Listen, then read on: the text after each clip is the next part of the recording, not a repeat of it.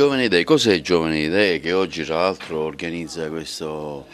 interessante evento sul mondo del lavoro, sul futuro della regione?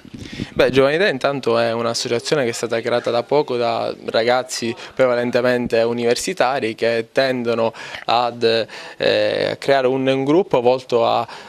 poter discutere, poter approfondire tematiche come quelli del lavoro, dell'Unione Europea, dell'immigrazione per cercare di comprendere in maniera più approfondita quali sono i motivi per i quali oggi ci troviamo ad affrontare queste tematiche. Oggi l'evento quindi tratterà di temi importanti quali appunto l'Unione Europea, il lavoro, l'immigrazione, ma anche le riforme che devono essere portate avanti, sperando dal 6 novembre che ci sia un nuovo governatore, quindi un nuovo consiglio che sia in grado di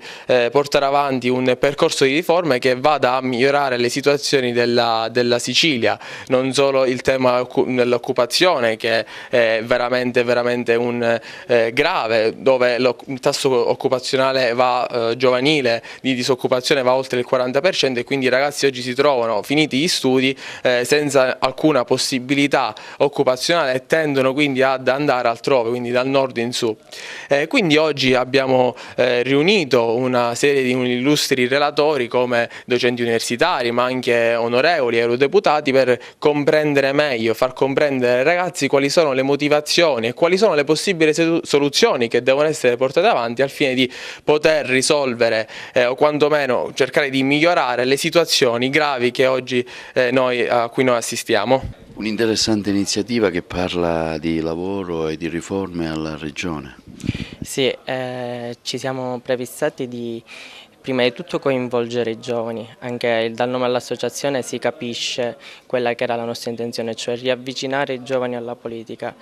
Riavvicinare i giovani alla politica nel senso più sia tecnico che anche umano. Tecnico nel senso che